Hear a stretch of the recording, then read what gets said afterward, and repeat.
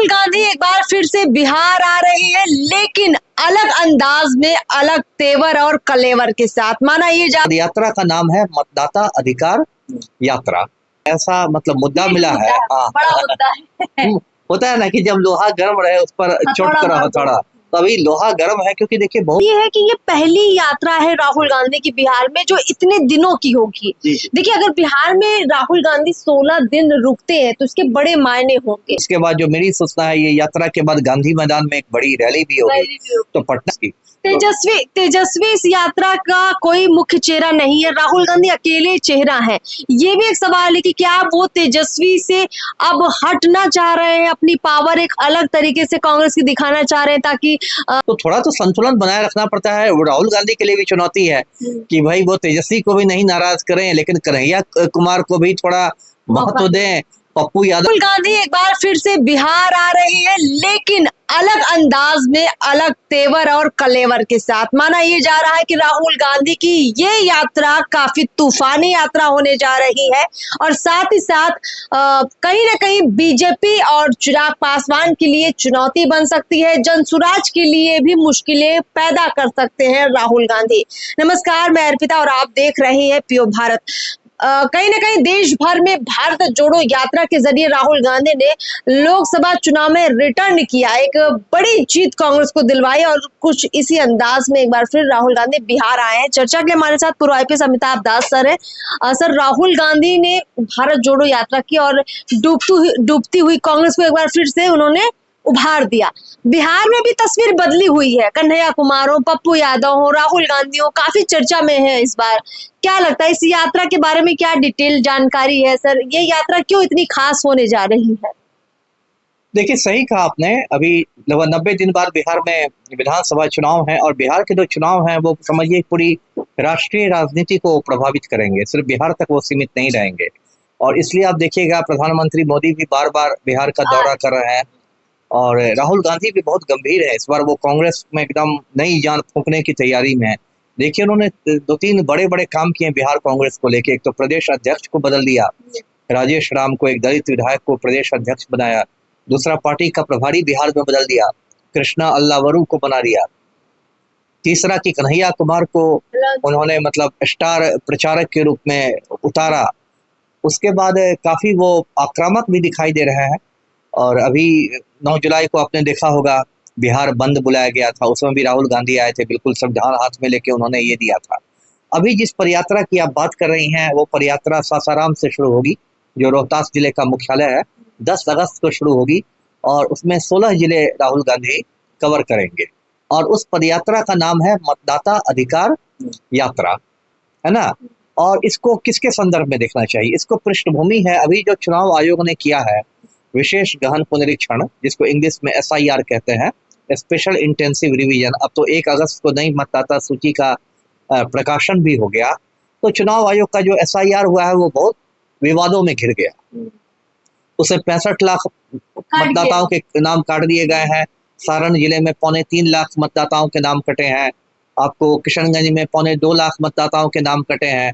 और उसको लेके मतलब सुप्रीम कोर्ट में चुनौती भी दी गई है। 10 जुलाई और 28 जुलाई को सुनवाई भी हुई। अगली सुनवाई 12 और 13 अगस्त को हुई है। वो इतना विवादित हो गया है कि तेजस्वी यादव ने तो चुनाव के बहिष्कार तक की धमकी दे दी है कि बॉयकॉट कर देंगे यदि हम लोग इससे असंतुष्ट होंगे तो राहुल गांधी को लगा है कि एक ऐसा मतलब मुद्दा मिला है। बड़ा मुद्दा है।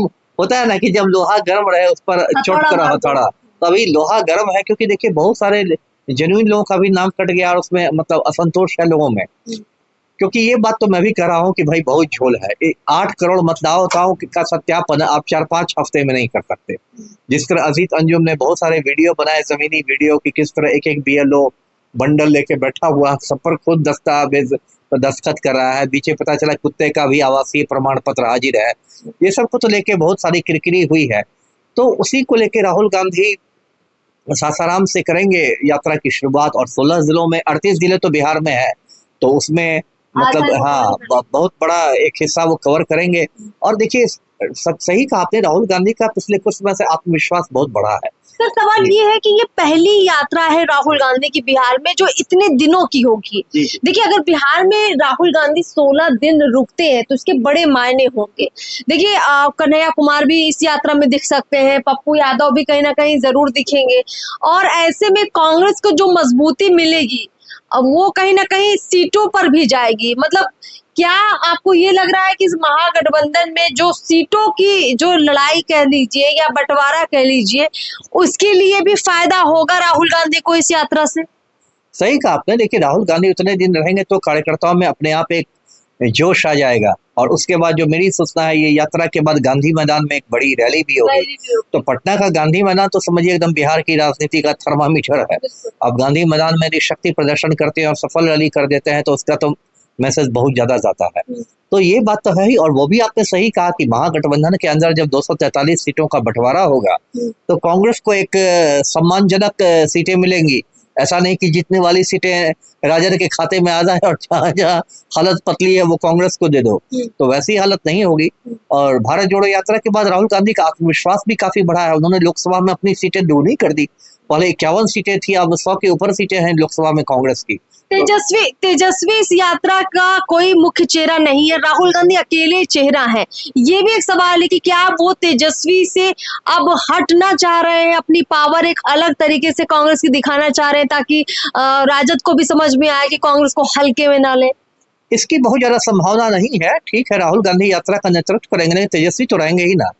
महागठबंधन में तेजस्वी शामिल है ना, तो तेजस्वी तो रहेंगे ही। जैसे अभी मान लीजिए बिहार बंद बुलाया गया था 9 जुलाई को, तो राहुल गांधी सबसे बड़े वक्ता थे, लेकिन आपने देखा होगा गाड़ी पर तेजस्वी भी थे, दीपांकर भट्टाचार्य भी थे, बाकी भी महागठबंधन के लोग थे। क्योंकि अगर मान लीजिए तेजस्वी उस यात्रा से बहुत दूरी बना लेते हैं तो वो तो एक गलत संदेश चला जाएगा। वो तो संदेश चला जाएगा कि मतलब गाल फलवल वाली स्थिति हो जाएगी।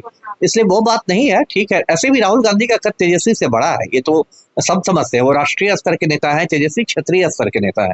तो राहुल गांधी का कद तेजस्वी से बहुत बड़ा है।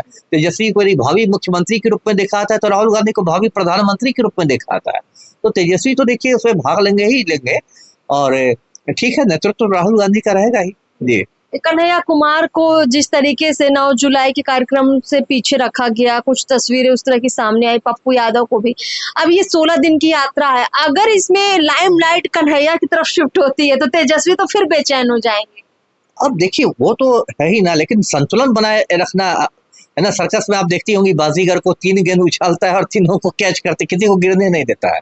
तो थोड़ा तो संतुलन बनाए रखना पड़ता है। राहुल गांधी के लिए भी चुनौती है कि भाई वो तेजस्वी को भी नहीं नाराज करें, लेकिन कन्हैया कुमार को भी थोड़ा महत्व दें, पप्पू यादव को भी बहुत फजीहत नहीं होने दे। जैसे पिछली बार बिहार बंद के दौरान हो गया था कि सुरक्षा कर्मियों ने पप्पू यादव को ट्रक पर नहीं चढ़ने दिया था और ऐसे कन्हैया कुमार को नहीं आने दिया गया था। तो ये संतुलन, यही राजनीति है कि आप सब में संतुलन बना के चलें, यही एक टीम लीडर का काम है। मतलब ये सब कुछ ना हुआ तो यात्रा हिट हुई, अगर ये सब हुआ तो किरकिरी भी हो सकती है। देखिए थोड़ी बहुत किरकिरी तो क्या होता है कि जो विपक्षी लोग हैं वो तो ताक में रहते हैं कि कुछ छोटी सी बात मिले तो उसको तिल का ताड़ बना।